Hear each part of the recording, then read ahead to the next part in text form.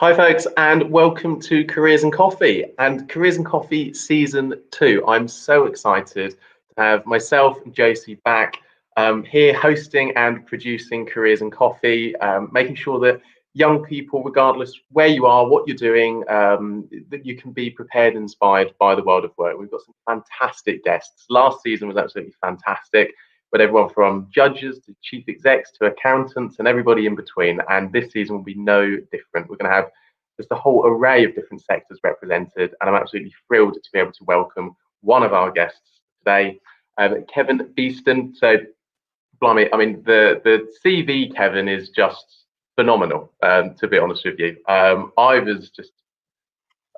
it's brilliant. In terms of your roles, though, I mean, why don't you give us just sort of a quick rundown of who you are and what you currently do?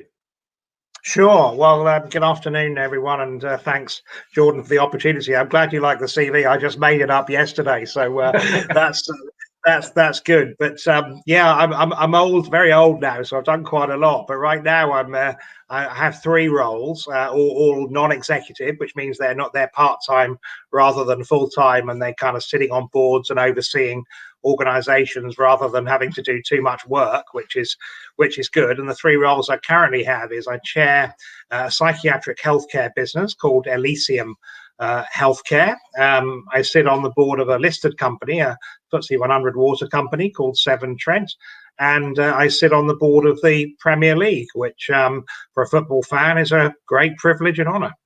That's fantastic. I mean, talking about all those sort of senior roles, I mean, what does an average day look like, or perhaps what did an average day used to look like? Yeah, an average day today consists of sitting in front of a screen for hours on end and sort of getting completely bored with your own company. But in the days before COVID, it involved sort of really, I guess, a whole array of different daily activities depending on what was going on at which company at which time. And in fact, just prior to COVID, I had two other jobs as well. So just in February, I was also chairing Taylor Wimpey, the house builder, and sitting on the board of a traffic management business called Marston Group. So having those five things, it was just really fascinating. You know, you just did not know what was going to come up on a day-to-day basis. You had your scheduled set pieces, board meetings, etc., in the diary, and those things that would take place regularly. But then a whole series of whether or not you were submitting tenders or acquisitions, or in the case of football recently, it's been incredibly interesting, of course, trying to get games back on and trying to get now fans back into stadiums. So it is a very rapidly moving thing, and since COVID for all businesses has had such a massive impact, the sorts of things that we in all businesses are talking about today are very different in many ways to what they were pre-COVID. Pre-COVID was a long-term strategic look at where businesses were going, etc. I mean, today it's about survival. It's about what is coming around the corner at you tomorrow on the back of the pandemic. Right. No, I think you're so right on that one. And I mean, now we've got sort of an overview of who Kevin is, what you're currently up to. I want to sort of rewind the clocks a little bit back to school, to your upbringing. So I mean, what was school like for you? What sort of careers advice did you get? And also, where did you go to school? Sure. Well, very topically, I actually started school in Kesgrave, in Ipswich, where regrettably there was that horrible shooting incident yesterday. Couldn't quite believe it when I saw it on the news. I was only there in the junior school, mind, and then my father was a motor mechanic, so he fixed cars for a living, and he got the opportunity to have his own business up in Great Yarmouth. So I actually grew up in Great Yarmouth and spent between the ages of about sort of 6 years old to 21 years old. I actually lived in Great Yarmouth. I went to Galston Grammar School, where I Wroughton Junior School initially in Galston, and then Galston Grammar School subsequent to that. Took 3 A-levels, I chose my A-level. I shouldn't be admitting this actually, so don't listen, anyone. But I chose my A-level subjects based on the minimum hours of tuition. So I picked the 3 subjects that had the least hours of tuition in order that I could get a part-time job during the same time that I was studying. So I actually used to work as a petrol pump attendant in the days when people used to serve you petrol. And of course, that'll be an alien concept to any youngster these days. But genuinely, when you pulled up in a garage, someone would come out and do the job for you rather than doing it yourself. That was me whilst I was doing my A levels. And then I was planning on going to university, but nobody had been to university in my family previous. There was no sort of pressure from my parents to do that. I quite enjoyed working, on the petrol pumps and stuff. So I decided I'd get a job instead. I got university offers, and I went and had a look around. And I'm still not sure to this day whether I regret not having gone on to uni. But I basically got a job with Birdseye, the frozen foods company, who in the time had a big presence in Great Yarmouth. That's long gone, but they still have a presence in Lowestoft. And I took a what was called a commercial trainee role, where they kindly allowed me to go to Norwich City College one day a week on a day release program and study accountancy. So I basically moved around various departments within Birdseye at the same time, studied for an accountancy qualification. And the main reason I joined Birdseye was their headquarters was in a place called Walton-on-Thames, which was in my language in those days, that was London. It's just outside London, actually. It's sort of southwest of London. But I kind of thought to myself, if I'm going to get on, I need to go to where there's plenty of opportunity. And, whilst it was lovely living and working in Great Yarmouth, and when I moved age 21 to London, as I called it, but just outside London, I had nothing, and had to literally sell. I was living at home with my parents, had to sell my car and strap a mattress to an old heap of a car I had to buy instead, and off I went to London, where I hoped and I thought the streets were paved with gold, and wasn't quite like that when I got there, but nonetheless, it gave me the opportunity to move around and stayed with Birdseye another couple of years at their head office in Walton-on-Thames. And then I moved on and spent 25 years at a company called Serco. Back to your question, Jordan, about the careers advice, I didn't really get very much. I mean, if I'm genuinely honest, I think that the expectation or what the school was trying to do, being a grammar school, was to get as many people to go to university as possible as the next step in their development, not unreasonably. And so therefore that was the sort of thrust of things. But I also did 2 of my A levels at the Great Yarmouth College of FE, and that was the reason I managed to get the reduced hours across the various courses that I was doing, and that was more sort of careers focused. So I did get some careers advice, but I kind of knew what I wanted to do. I just knew I had to get out there and start working and find something that would somehow be a route to be able to move around geographically. So that was what I did. Excellent, thank you, Karen. And also, before I move on, you mentioned picking the 3 A levels, which had the least tuition times. What were the A levels?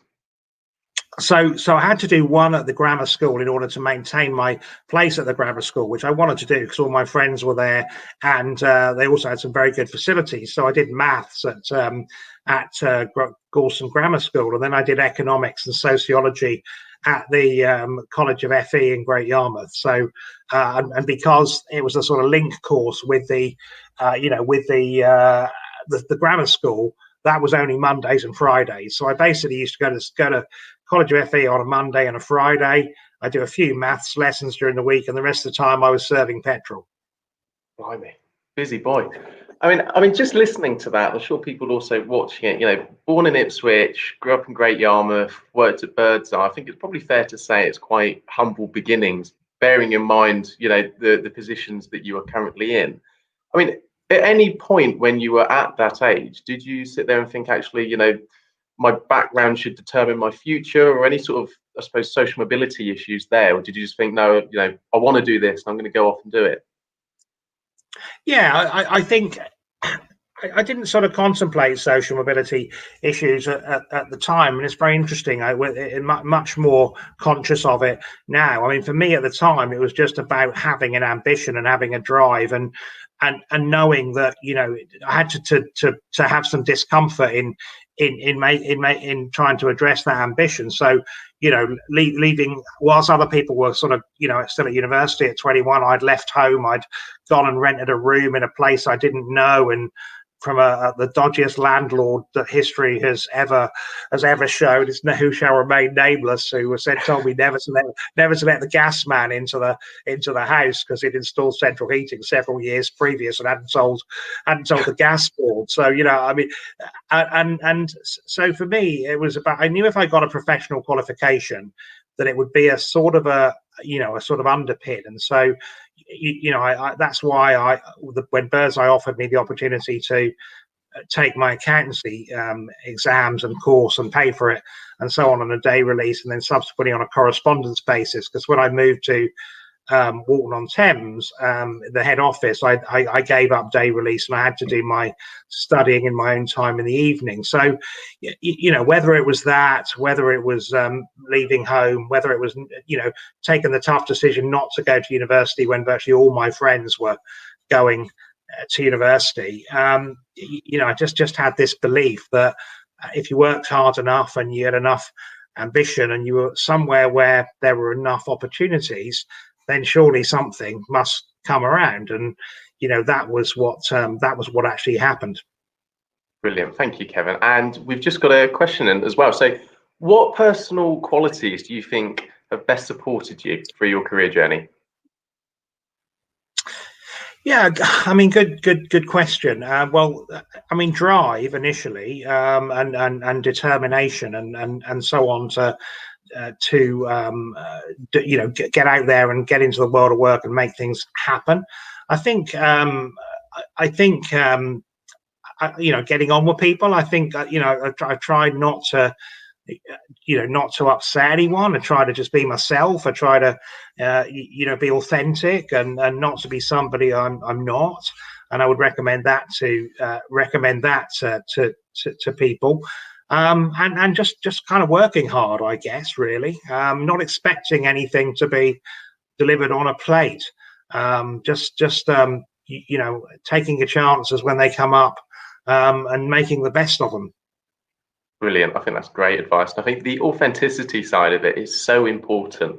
And I definitely got that impression from you when me and Josie contacted you to come on here with way too many football puns. And thankfully, right. Now, coming on to sort of young people and skills, what are some of the key skills you would look for in a young person at work in any of the organisations that you represent? Sure. Well, I mean, obviously, skills is a wide-ranging sort of description. So, I mean, to me, it breaks down into sort of two aspects: capabilities and skills for a particular role, and then very much an attitude, and the attitude to, as I said, want to succeed, really. So, I think coming into the world of work, what I would recommend it to people is firstly to try and go into something that you're really going to enjoy, because having a job is one thing, and of course it's important and people want to get a job, but getting a job in a place that you have no real empathy with, or you don't particularly enjoy, you're not going to excel, I don't think. So try and find something that you really find interesting would be my first sort of bit of advice. And then for me, in terms of employing somebody, obviously I would look to see whether they had a relevant sort of professional, educational, experiential background in whatever role was being recruited for. But then it all comes down to attitude. It all comes down to interpersonal skills. It all comes down to wanting to succeed, researching the organization beforehand, being able to engage in a conversation easily, rather than in a sort of forced way around the role and around the organization. So do your homework would definitely be bit of advice I give anybody going into it. But also, try and find things that you genuinely are really interested in, because you will excel, and you will be much better in an environment where you have a genuine intrinsic interest in what you're doing. Brilliant, thank you.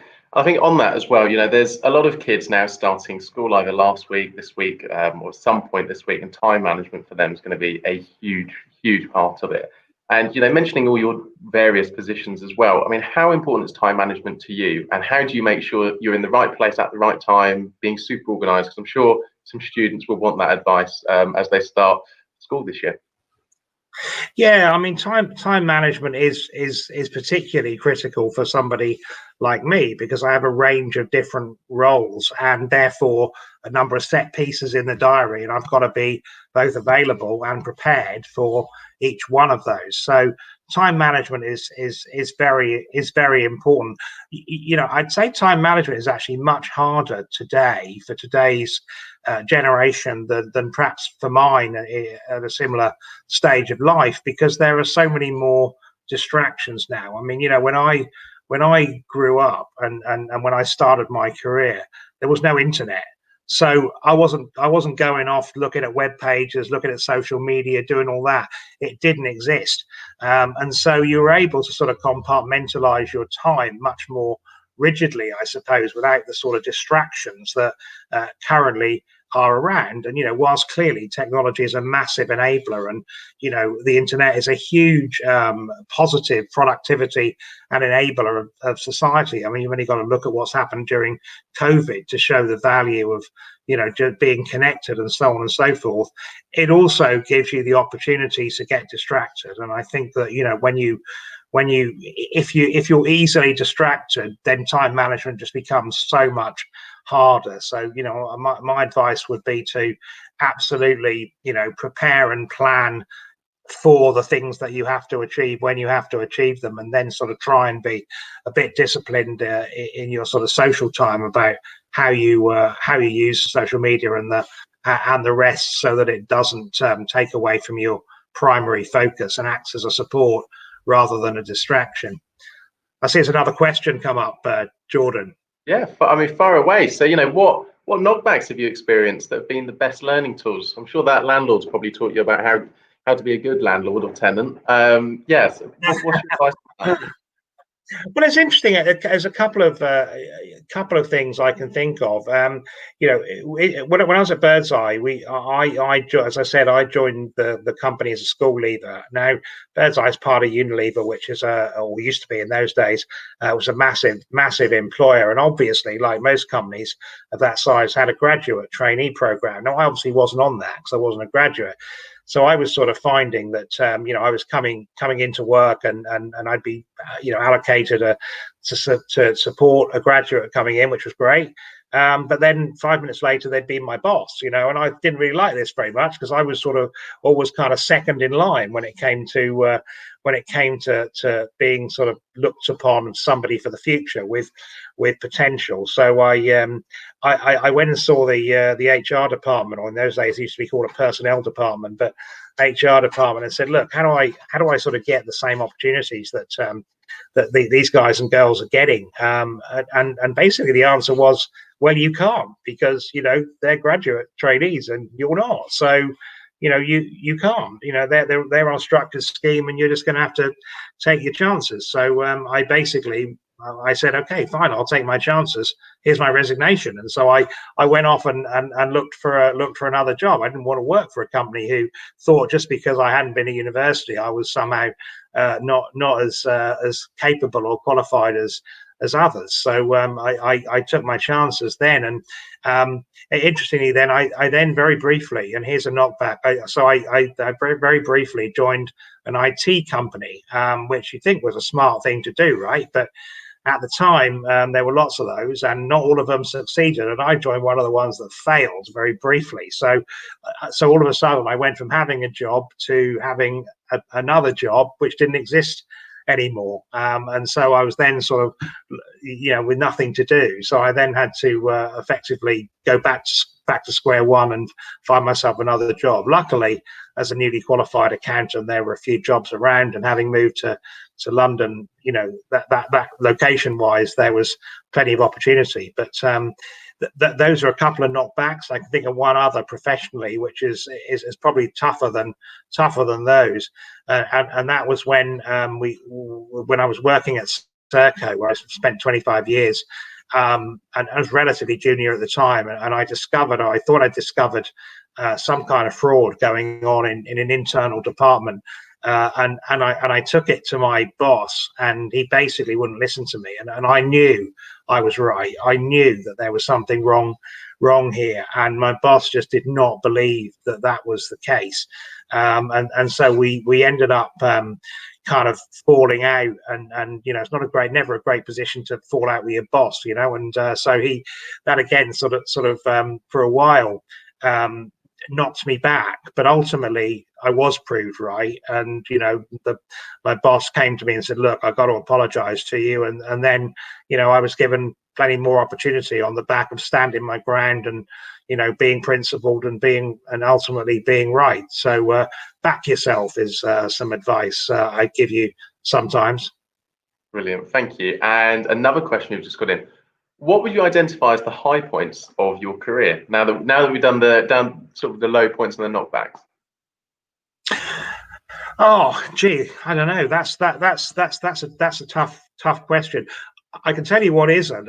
Being on the board for 6 years of Ipswich Town Football Club definitely wasn't a high point in my career. It was in one way, because it was my team, and I'd grown up watching Ipswich Town, and to be offered to join the board was an amazing honour. But at the same time, it's the only job I've ever had where the money went in the opposite direction. So you know, I used to have to put my hand in my pocket to keep the club going, rather than them sort of paying me. So that was That's not fun. I put that down as a high point in my mother's pride for me and what I did, and probably a low point in my economic value. But no, I mean, I've been lucky, you know. I mean, I was given the opportunity to join the board of a PLC and I was 27 years old, and so very early and very young, and that was in a growing companies, and I spent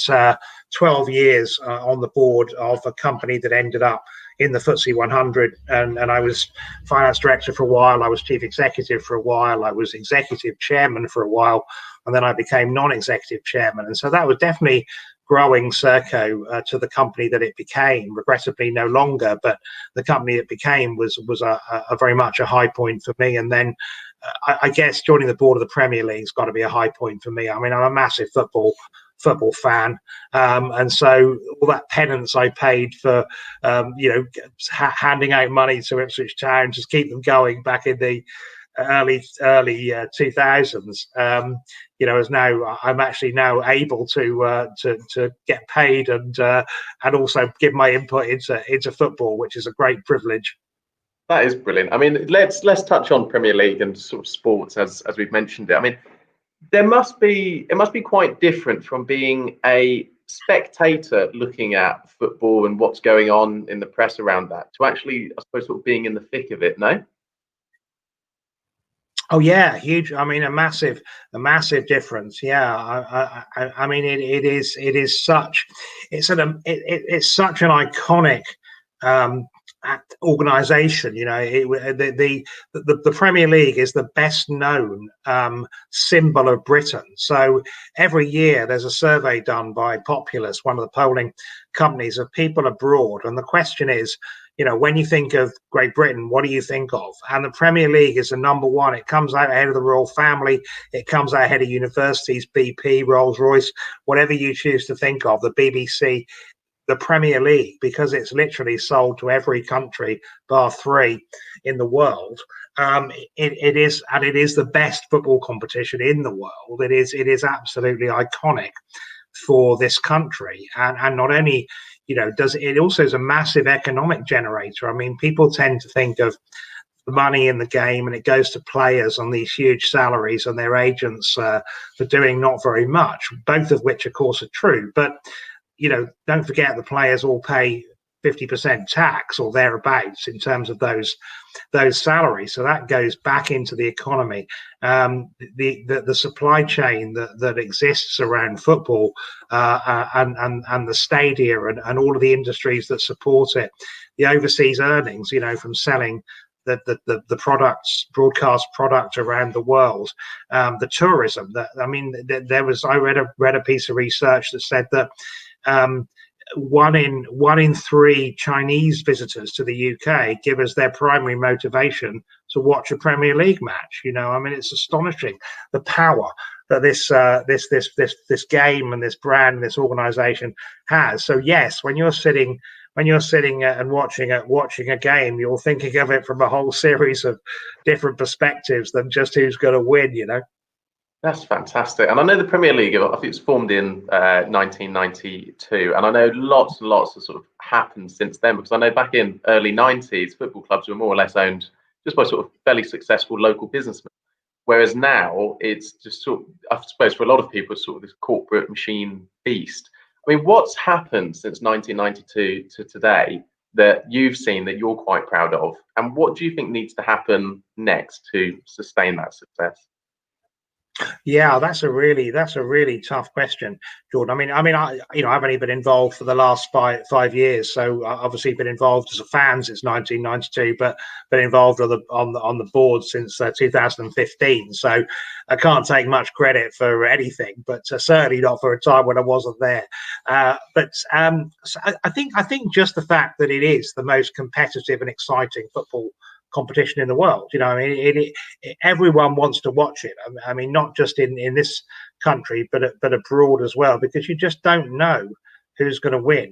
You of course there are big six clubs and they tend to sort of win the league, but Leicester winning the league 4 years ago, Burnley beating Manchester United in a match, these things happen. They're interesting, whereas, in France, Paris Saint-Germain winning the league every year for the last 9 years is not that interesting, really. And so sort of keeping it competitive whilst at the same time making it such an international iconic tournament and brand is definitely something which we're focused on. And the challenges, just to try and, I could go on forever, but I'll try not to.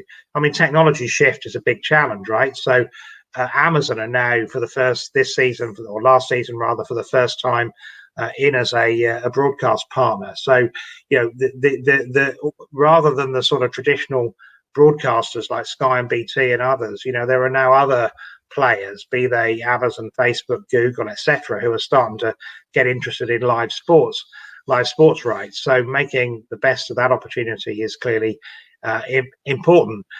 Right now we have the major challenge of COVID, where most football clubs, whilst they in the Premier League, whilst they run at more or less break even position, sometimes they make a profit, sometimes they don't. That's kind of deliberate. They certainly could do, but of course they want to win. Being a football club is not like being a normal business where you're kind of happy if you improve by 10% in a year. It's all about winning. So people want to spend the money and that they get from broadcasting, but of course currently have a big hole because there are no fans in stadiums. So all of the ticket income that clubs rely on, and is no longer there. So I think, strategically from the Premier League, number one challenge is getting through COVID as well as we can, and hoping to come out the other side and with all our clubs intact.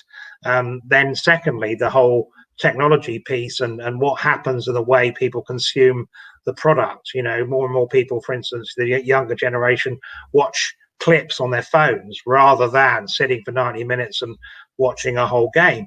Will follow it on Twitter rather than necessarily follow it on the TV, etc. And then continuing to internationalize it and making it the most compelling and attractive and wanted football product in the world. Those are the sort of three things that we're focused on, I guess. That's brilliant. Thank you, Kevin. And just very briefly, got another quite an interesting question. Yeah. So along your career path, do you set yourself goals and actively pursue them, or do you keep your eyes open for opportunities and jump on them as they appear?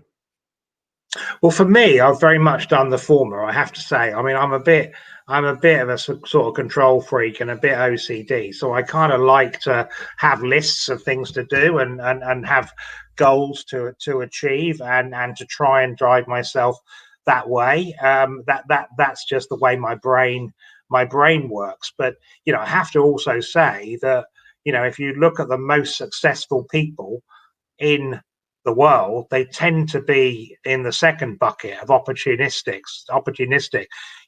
If you think that 25 years ago, well, no, let's take a specific. Take Apple, right? So Apple is now worth more as a company than the whole of 100 companies in the UK.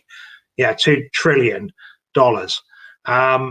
Didn't exist 25 years ago. Google didn't exist 25 years ago. Facebook didn't exist 25 years ago.